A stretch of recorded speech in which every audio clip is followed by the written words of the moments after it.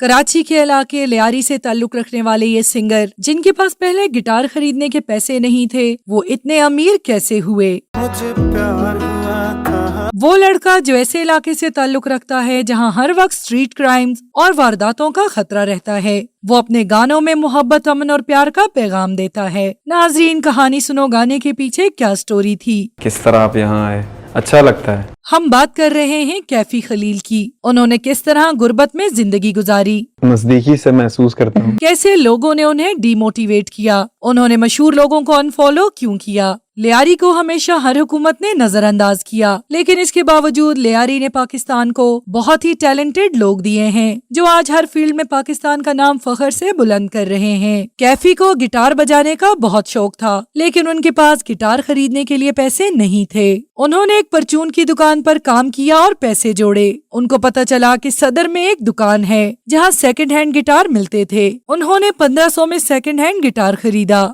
नाजरीन, कैफी खलील ना सिर्फ पाकिस्तानी सिंगर्स बल्कि दुनिया भर के बड़े सिंगर्स में अपना नाम बना चुके हैं। उनका बचपन निहायत ही गुर्बत में गुजरा और उन्होंने तरह तरह की नौकरियां की। कैफी कहते हैं कि मकान के लिए ईंटें उठाने का काम करना बहुत मुश्किल था, क्योंकि मैं बहुत छोटा था। और उन्होंने अपने कैरियर के आगाज के बारे में बताते हुए कहा कि कुछ दोस्त उनको डीमोटिवेट करते रहते थे कि ये तुम किन कामों में पड़ गए हो, और कुछ दोस्त उनको काफी सपोर्ट करते थे। एक इंटरव्यू में कैफी खलील से उनकी तालीम के बारे में पूछा गया तो उनका जवाब सुनकर सब दंग रह गए। नाज़रीन, कैफी खलील आज तक स्कूल गए ही नहीं, और इसके बावजूद वो अपने गाने खुद कंपोज करते हैं। गाना गाना कैफी के खून में शामिल था। उनके वालिद भी लियारी में गाने गाते थे, लेकिन कैफी बच्चा ही था कि उनके वालिद वफात पा गए। इसके बाद उन्होंने गाने को अपना ओढ़ना बिछोना बना दिया था, और इसीलिए उन्होंने बहुत ही कम उम्र में अपना बड़ा नाम बना लिया। कैफी ने गिटार बजाना यूट्यूब से और मैड स्कूल से सीखा। ये स्कूल मुफ्त में गिटार बजाना सिखाता था। इसके बाद कैफी ने 2015 में अपना यूट्यूब चैनल बनाया और घर पर ही छोटा सा स्टूडियो बनाया,